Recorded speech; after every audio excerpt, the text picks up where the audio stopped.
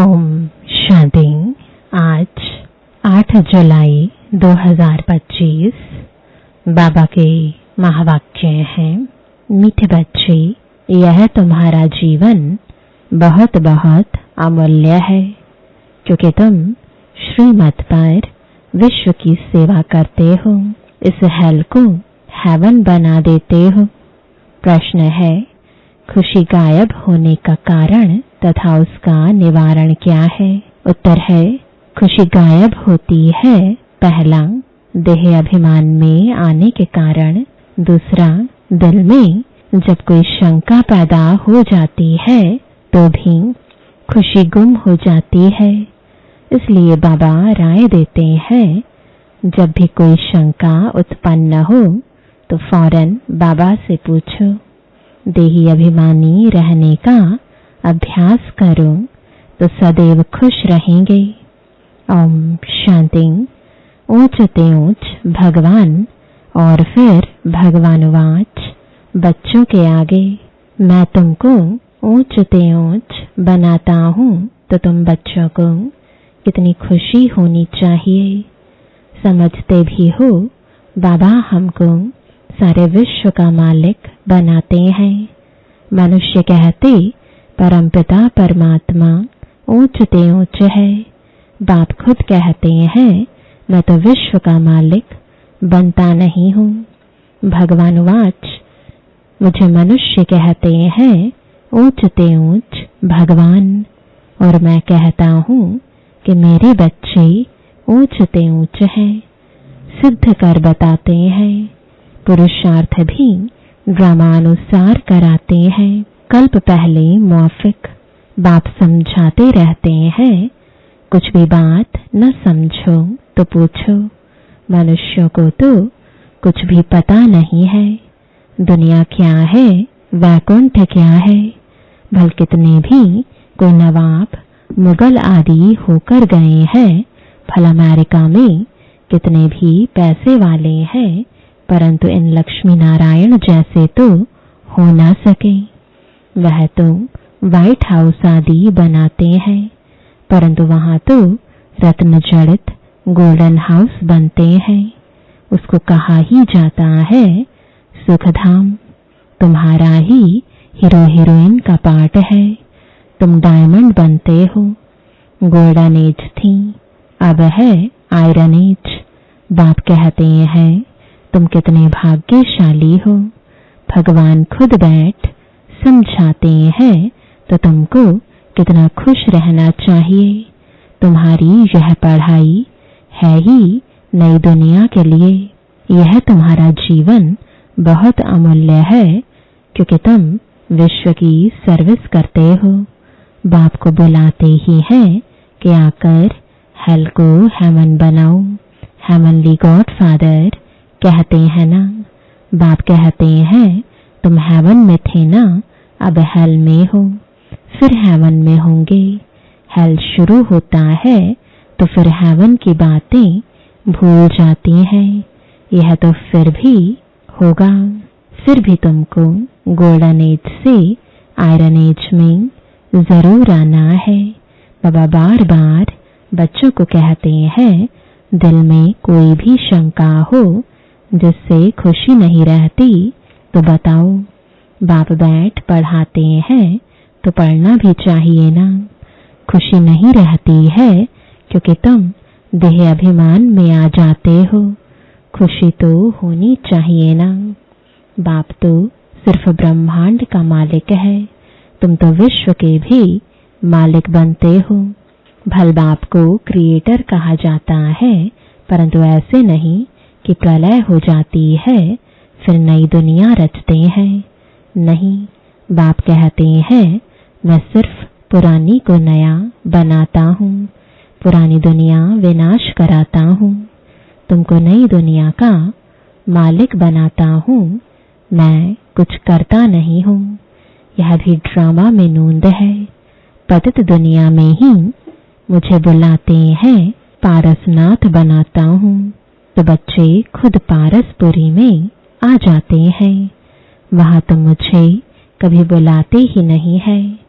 कभी बुलाते हो कि बाबा पारसपुरी में आकर थोड़ी विजिट तो लो।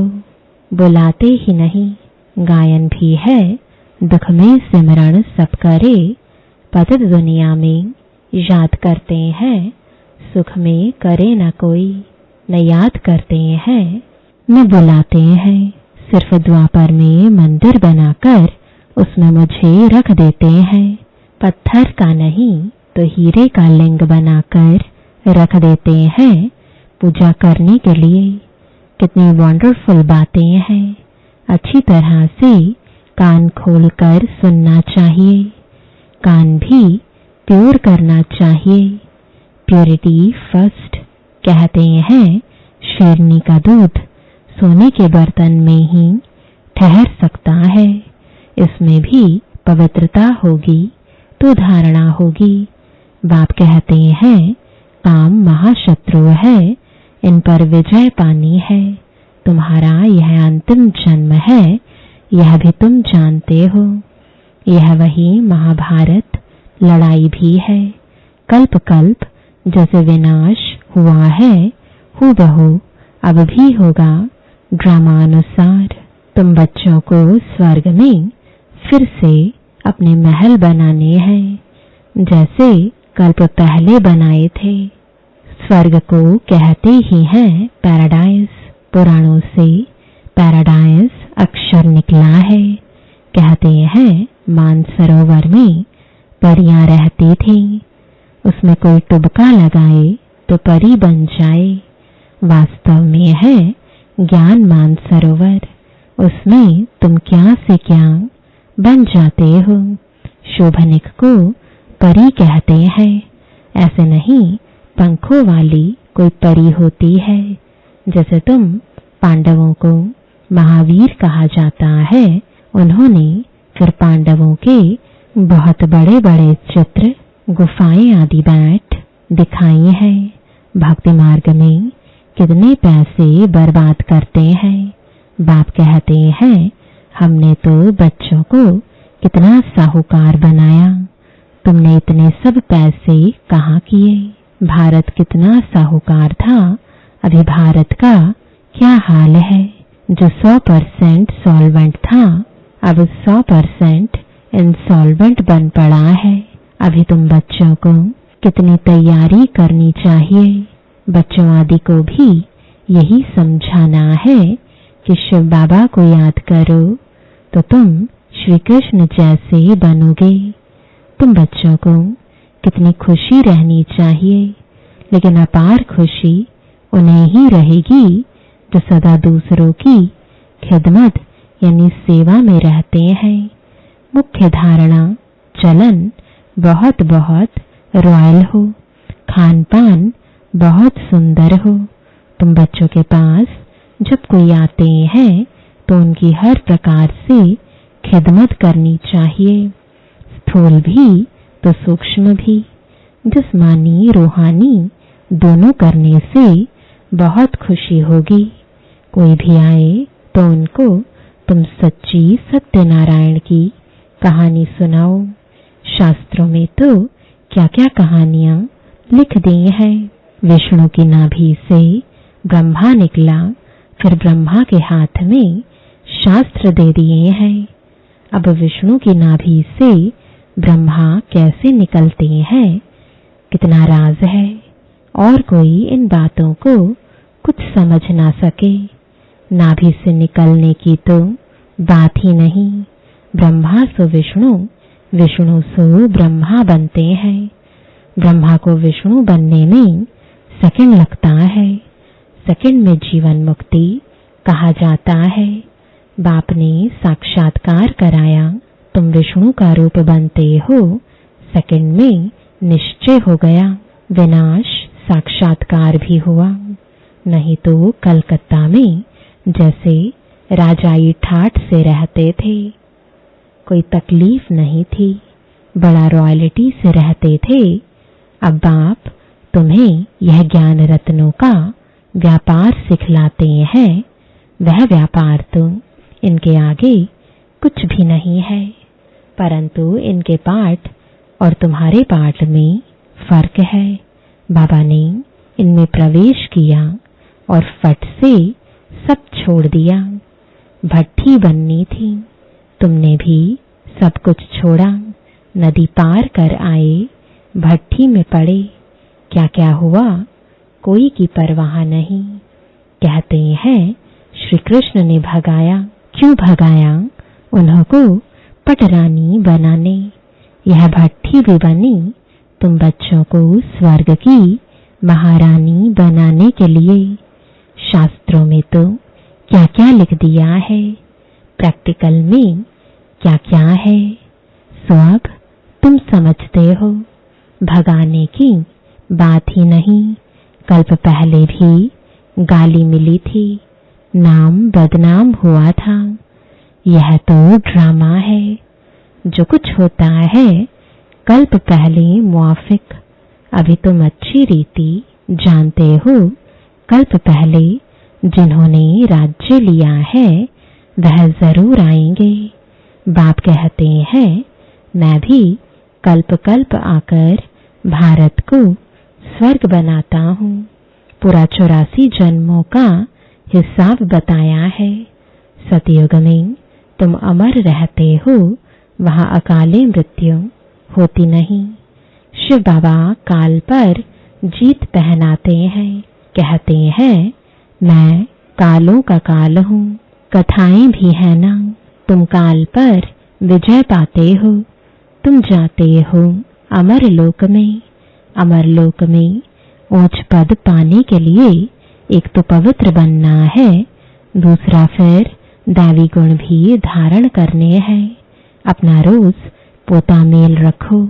रावण द्वारा तुमको घाटा पड़ा है, मेरे द्वारा फायदा होता है। व्यापारी लोग इन बातों को अच्छी रीति समझेंगे। यह है ज्ञान रत्न। कोई विरला व्यापारी इनसे व्यापार करे। तुम व्यापार करने आए हो, कोई तो अच्छी रीति व्यापार कर स्वर्ग का सौदा लेते हैं 21 जन्म के लिए। 21 जन्म भी क्या, 50-60 जन्म तुम बहुत सुखी रहते हो, पदम पति बनते हो। देवताओं के पैर में पदम दिखाते हैं ना, अर्थ थोड़े ही समझते हैं। तुम अभी पदम पति बन रहे हो तो तुमको कितनी खुशी होनी चाहिए। बाप कहते हैं मैं कितना साधारण हूँ, तुम बच्चों को स्वर्ग में ले जाने आया हूँ। बुलाते भी हो, हे पतित पावन आओ, आकर पावन बनाओ। पावन रहते ही हैं सुख धाम में। शांति धाम की कोई हिस्ट्री ज्योग्राफी तो हो नहीं सकती, वह तो आत्माओं का झाड़ है। सूक्ष्म वतन की कोई बात ही नहीं। बाकी यह सृष्टि चक्र कैसे फिरता है वह तुम जान गए हो। सतयुग में लक्ष्मी नारायण की डायनेस्टी थी, ऐसे नहीं एक ही लक्ष्मी नारायण सिर्फ राज्य करते हैं। वृद्धि तो होती है ना, फिर द्वापर में वही पूज्य तो फिर पुजारी बनते हैं। मनुष्य फिर परमात्मा के लिए कह देते आपे ही पूज्य, जैसे परमात्मा के लिए सर्वव्यापी कह देते हैं। इन बातों को तुम समझते हो। आधा कल्प तुम गाते आए हो ऊंचते ऊंच भगवान, और अब भगवान वाच ऊंचते ऊंच बच्चे हो। तो ऐसे बाप की राय पर भी चलना चाहिए ना। गृहस्थ व्यवहार भी संभालना है। यहाँ तो सब रह ना सके। सब रहने लगे तो कितना बड़ा मकान बनाना पड़े। यह भी तुम एक दिन देखेंगे कि नीचे से ऊपर तक कितनी बड़ी क्यू लग जाती है दर्शन करने के लिए। कोई को दर्शन नहीं होता है तो गाली भी देने लग पड़ते हैं। समझते हैं महात्मा का दर्शन करें। अभी बाप तो है बच्चों का, बच्चों को ही पढ़ाते हैं। तुम जिसको रास्ता बताते हो कोई तो अच्छी रीति चल पड़ते हैं कोई धारणा कर नहीं सकते। कितने हैं जो सुनते भी रहते, फिर बाहर में जाते हैं तो वहां के वहां रह जाते। वह खुशी नहीं, पढ़ाई नहीं, योग नहीं। बाबा कितना समझाते हैं, चार्ट रखो, नहीं तो बहुत पछताना पड़ेगा। हम बाबा को कितना याद करते हैं, चार्ट देखना चाहिए। भारत के प्राचीन योग की बहुत महिमा है। तो बाप समझाते हैं, कोई भी बात नहीं समझो तो बाबा से पूछो। आगे तुम कुछ भी नहीं जानते थे। बाबा कहते हैं, यह है कांटों का जंगल, काम महाशत्रु है। यह अक्षर खुद गीता के है। गीता पढ़ते थे परंतु समझते थोड़े ही थे। बाबा ने सारी आयु गीता पढ़ी, समझते थे गीता का महात्म बहुत अच्छा है। भक्ति मार्ग में गीता का कितना मान है। गीता बड़ी भी होती है, छोटी भी होती है। श्री कृष्ण आदि देवताओं के वही चित्र पैसे पैसे में मिलते रहते हैं। उन्हीं चित्रों के फिर कितने बड़े बड़े मंदिर बनाते हैं। तो बाप समझाते हैं, तुमको तो विजयमाला का दाना बनना है। ऐसे मीठे मीठे बाबा को बाबा बाबा भी कहते हैं, समझते भी हैं, स्वर्ग की राजाई देते हैं। फिर भी सुनंती कथंती अहो माया फारकती देवंती। बाबा कहा तो बाबा माना बाबा। भक्ति मार्ग में भी गाया जाता है, पतियों का पति गुरुओं का गुरु एक ही है। वह हमारा फादर है, ज्ञान का सागर पतित पावन है। तुम बच्चे कहते हो, बाबा हम कल्प कल्प आपसे वर्षा लेते आए हैं, कल्प कल्प मिलते हैं। आप बेहद के बाप से हमको जरूर बेहद का वर्षा मिलेगा। मुख्य है ही अल्फ, उसमें बेमर्ज है। बाबा माना वर्षा, वह है हद का, यह है बेहद का। हद के बाबा तो ढेर के ढेर है, बेहद का बाबा तो एक ही है। अच्छा, मीठे मीठे 5000 वर्ष बाद फिर से आकर मिलने वाले बच्चों प्रति बाप दादा का याद प्यार और गुड मॉर्निंग। रूहानी बाप की रूहानी बच्चों को नमस्ते। रूहानी बच्चों की रूहानी बाप दादा को गुड मॉर्निंग और नमस्ते। धारणा के लिए मुख्य सार है, पहला स्थूल सूक्ष्म खिदमत यानी सेवा कर अपार खुशी का अनुभव करना और कराना है। चलन और खान पान में बहुत रॉयल्टी रखनी है। दूसरा, अमरलोक में उच्च पद पाने के लिए पवित्र बनने के साथ साथ दैवी गुण भी धारण करने हैं। अपना पोता मेल देखना है कि हम बाबा को कितना याद करते हैं। अविनाशी ज्ञान रत्नों की कमाई जमा कर रहे हैं।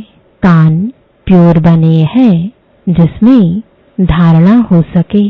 वरदान है, सेवा करते हुए याद के अनुभवों की रेस करने वाले सदा लवलीन आत्मा भव।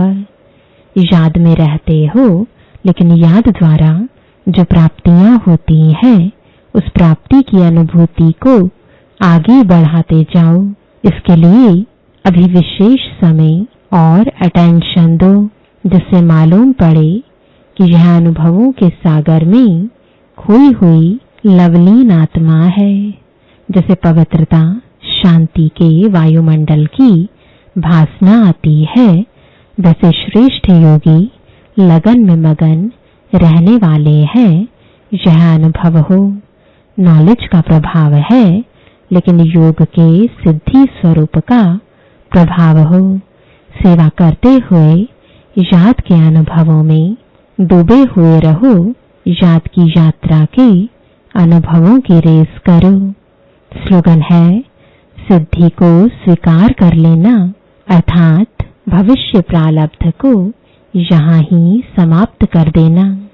आज का अव्यक्त इशारा, संकल्पों की शक्ति जमा कर श्रेष्ठ सेवा के निमित्त बनो। जितना जितना आप बच्चे श्रेष्ठ संकल्प की शक्ति से संपन्न बनते जाएंगे, उतना श्रेष्ठ संकल्प की शक्तिशाली सेवा का स्वरूप स्पष्ट दिखाई देगा। हर एक अनुभव करेंगे कि हमें कोई बुला रहा है, कोई दिव्य बुद्धि द्वारा शुभ संकल्प का बुलावा हो रहा है, कोई फिर दिव्य दृष्टि द्वारा बाप और स्थान को देखेंगे। दोनों प्रकार के अनुभवों द्वारा बहुत तीव्र गति से अपने श्रेष्ठ ठिकाने पर पहुंच जाएंगे। ओम